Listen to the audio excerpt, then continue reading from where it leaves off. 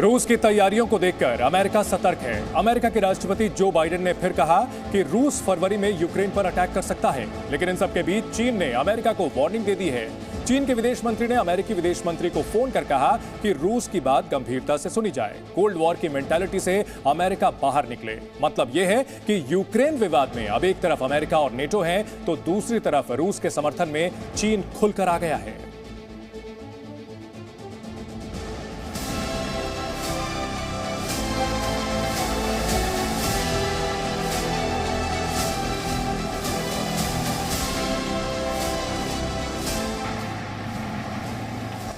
बर्फ के बीच भड़कती बारूद की ये ज्वाला क्या विश्व युद्ध की आहट है? क्या यूक्रेन की सरहद पर रूसी सेना की वॉर एक्सरसाइज पलक झपकते ही जंग में तब्दील हो जाएगी? क्या सुपर पावर की न्यू वर्ल्ड ऑर्डर में यूक्रेन बनने वाला है जंग का अखाड़ा? ये सवाल इसलिए उठ रहे हैं क्योंकि हर गुजरते दिन के साथ यूक्रेन में जंग की आशंका बढ़ती जा रही है।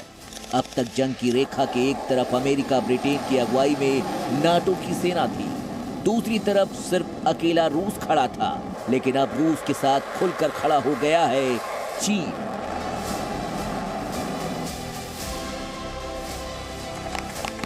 यूक्रेन की तनातनी के बीच चीन ने अमेरिका को खुली चेतावनी दे दी है कि रूस की बातों को गंभीरता से लिया जाए। चीन के विदेश मंत्री वांग यी ने कहा है कि रूस की वाजिब सुरक्षा चिंताओं को बेहद गंभीरता से लिया जाना चाहिए और उनका समाधान किया जाना चाहिए। सैन्य गुटबाजी करके क्षेत्रीय सुरक्षा की गारंटी नहीं दी जा सकती। खबर है कि चाइनीज विदेश मंत्री वांग यी ने सीधे फोन करके अमेरिकी विदेश मंत्री एंटनी ब्लिंकन से बात की और इसी बातचीत के दौरान ये चेतावनी भी दे डाली कि अमेरिका को रूस की बातें सुननी पड़ेंगी। खबरों के मुताबिक वांग यी ने ब्लिंकन से कहा, अमेरिका को शीत युद्ध की मानसिकता छोड़ देनी चाहिए और बातचीत के जरिए ही यूरोपीय सुरक्षा को प्रभावी और संतुलित बनाना चाहिए।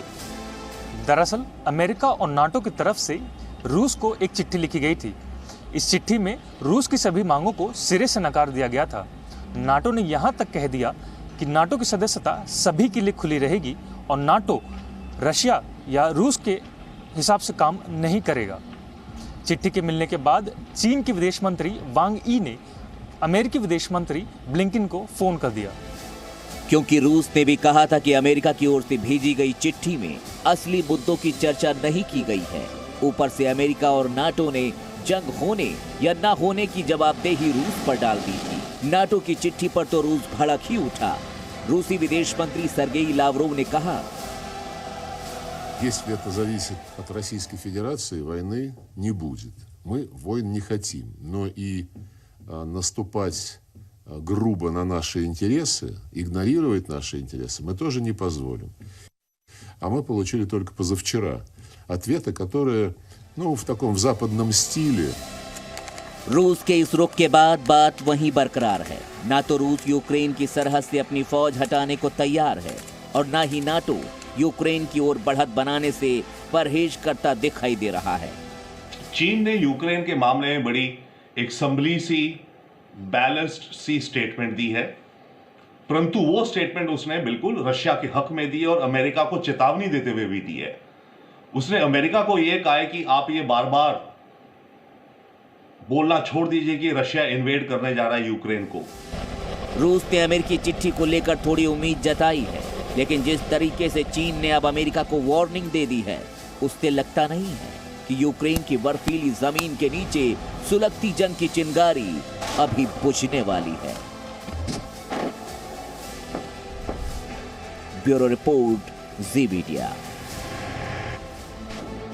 सवाल यह है कि अगर यूक्रेन पर इसी तरह पावर पोस्चरिंग होती रही तो हालात जंग की ओर बढ़ सकते हैं। रूस भले ही अभी कह रहा हो कि वो यूक्रेन पर हमला नहीं करेगा, लेकिन नाटो के मंसूबे को लेकर रूस का रुख अब भी वही है। तो यूक्रेन विवाद में जो शुरुआती सीन नजर आ रहा है, लेकिन जिस तरीके से चीन अब खुलकर रूस के साथ खड़ा हो गया है, उस सूरत में अगर जंग के हालात बनते हैं तो फिर बात नाटो तक सीमित नहीं रह जाएगी। फिर अमेरिका से लेकर ब्रिटेन, फ्रांस और जर्मनी जैसे यूरोपीय देशों को खुले तौर पर जंग में उतरना पड़ सकता है। तब एक तरफ अमेरिका, ब्रिटेन, फ्रांस और जर्मनी होंगे तो दूसरी तरफ रूस और चीन।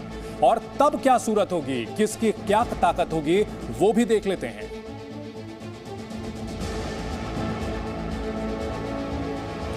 तो इन चारों देशों के पास कुल 19,73,000 की सेना है। तो अगर रूस की बात की जाए और चीन की तो 28.5 लाख, जबकि अमेरिका, ब्रिटेन, फ्रांस और जर्मनी को मिलाकर 19,73,000 सैनिक इनके पास हैं। यानी कि अगर बात की जाए संख्या बल की तो रूस काफी भारी नजर आता है। रूस और चीन मिलाकर के कहीं ज्यादा भारी पड़ते हैं नाटो फोर्सेस पर। सैनिकों की संख्या बहुत ज्यादा हो, लेकिन इसके अलावा अगर एयरक्राफ्ट्स की अगर बात की जाए तो एयरक्राफ्ट्स में अमेरिका और ब्रिटेन के पास कुल मिलाकर के 15,612 एयरक्राफ्ट सबको मिलाकर के हैं। इसके मुकाबले रूस और चीन के पास सिर्फ 7,458 एयरक्राफ्ट हैं। यानी कि अगर बात की जाए लड़ाकू विमानों की तो नेटो फोर्सेस कहीं ज्यादा हावी नजर आती हैं। अमेरिका, ब्रिटेन, फ्रांस, जर्मनी के पास कुल 2,476 फाइटर प्लेन्स हैं, जबकि रूस और चीन के पास 1,972 फाइटर विमान हैं। यानी फाइटर विमानों के मामले में भी नेटो फोर्सेस काफी हावी नजर आती हैं। वहीं अटैक हेलीकॉप्टर की बात की जाए तो चारों देशों के पास कुल मिलाकर 1,058 अटैक हेलीकॉप्टर हैं, जबकि रूस और चीन के पास 825 अटैक हेलीकॉप्टर्स ही हैं। यानी कि सैनिक भले ही रूस और चीन के पास ज्यादा हो, लेकिन अगर हथियारों की बात की जाए, लड़ाकू विमानों की बात की जाए तो इसमें कहीं ना कहीं नेटो फोर्सेस हावी होती हैं। वहीं टैंक की बात करें तो चारों देशों के पास 7,511 टैंक्स हैं, जबकि रूस और चीन के पास 17,670 टैंक मौजूद हैं। यानी टैंकों के मामले में रूस और चीन हावी नजर आते हैं, जमीन की लड़ाई में काफी हावी नजर आ सकते हैं। वहीं बख्तरबंद वाहनों की संख्या इन चारों देशों के पास कुल 65,983 है, जबकि रूस और चीन भी ज्यादा पीछे नहीं है। कुल मिलाकर के 65,122 बख्तरबंद वाहन चीन और रूस के पास हैं। कुल मिलाकर यहां मुकाबला बराबरी का नजर आता है। अगर चारों देशों की बात की जाए तो सेल्फ प्रोपेल्ड आर्टिलरी की संख्या सिर्फ 1,817 है, जबकि रूस और चीन यहां पर बहुत भारी नजर आते हैं। 10,694 सेल्फ प्रोपेल्ड आर्टिलरी की ताकत उनके पास नजर आती है। हालांकि अमेरिका, ब्रिटेन, फ्रांस और जर्मनी के पास कुल 14 एयरक्राफ्ट कैरियर्स हैं, जबकि रूस और चीन दोनों को मिलाकर सिर्फ 3 एयरक्राफ्ट कैरियर ही मौजूद हैं। यानी नेवल फ्लीट के मामले में रूस और चीन थोड़े हावी नजर आते हैं। वहीं समंदर के चारों तरफ नेवल फ्लीट्स की संख्या 819 है नेटो देशों की, जबकि रूस और चीन के पास 1,382 नेवल फ्लीट्स हैं। इन चारों देशों के पास सबमरीन भी कुल 94 ही हैं, जबकि रूस और चीन के पास 194 सबमरीन्स हैं। यानी समंदर में और जमीन पर कहीं ना कहीं रूस और चीन हावी नजर आते हैं।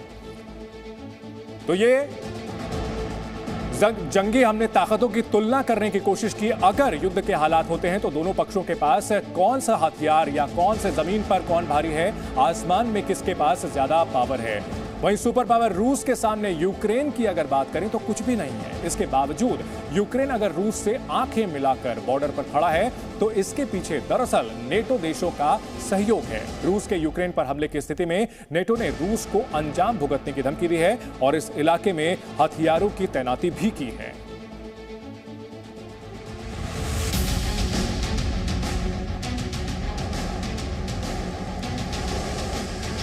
रूस यूक्रेन को खतरनाक हथियारों से घेर चुका है। यूक्रेन के पास भी सेना है, लेकिन रूस की शक्ति के सामने यूक्रेन कहीं नहीं टिकता। ऐसे में नाटो खुलकर यूक्रेन का साथ देने का ऐलान कर चुका है और इसीलिए यूक्रेन में अमेरिका, ब्रिटेन, कनाडा और फ्रांस जैसे बड़े देश हथियार पहुंचा रहे हैं। Nous préparons en parallèle la réaction commune et la riposte en cas d'agression. Et comme cela a été dit, s'il devait y avoir une agression, la riposte sera là et le coût sera très élevé. चलिए अब आप ये भी समझिए, Ukraine के मददगार NATO देशों के यूरोप में कितने सैनिक और हथियार मौजूद हैं। अमेरिका के 175 लड़ाकू विमान नाटो के तहत यूरोप में तैनात हैं। इसके अलावा 40 टैंक और 40 वॉरशिप भी यूरोप में तैनात हैं। वहीं 6,855 ब्रिटिश सैनिक नाटो के तहत यूरोप में तैनात हैं। 138 ब्रिटिश टैंक भी यूरोप में मौजूद हैं। इसके अलावा 4,822 जर्मन सैनिक भी नाटो के तहत यूरोप में तैनात है। 386 जर्मन टैंक भी यूरोप में मौजूद है।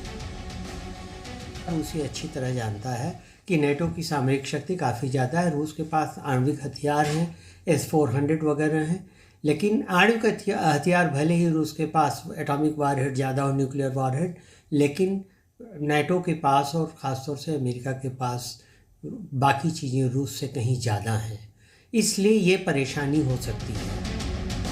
इसके अलावा कई ऐसे नाटो देश भी हैं जिनकी सीमाएं सीधे यूक्रेन से लगती हैं और ये रूस के खिलाफ यूक्रेन की पूरी मदद करेंगे। रूस ने भले ही 3 तरफ से यूक्रेन को घेर रखा हो, लेकिन यूक्रेन का बॉर्डर पोलैंड से भी लगता है, जो नाटो का सदस्य देश है। इसके अलावा स्लोवाकिया भी नाटो का सदस्य देश है। हंगरी भी नाटो का सदस्य यानी यूक्रेन का मददगार है। इसके अलावा यूक्रेन से जुड़ा रोमानिया भी नाटो का सदस्य है। और इसी नक्शे में रूस का डर भी छिपा है। अगर यूक्रेन भी नाटो में शामिल हो गया तो नाटो के हथियारों की पहुंच सीधे रूस के बॉर्डर तक हो जाएगी, जो रूस को खतरे में डाल देगी। इसीलिए रूस यूक्रेन में नाटो की एंट्री का और नाटो में यूक्रेन की एंट्री का विरोध कर रहा है। Presenting B News app, available on Google Play and App Store. Download it now.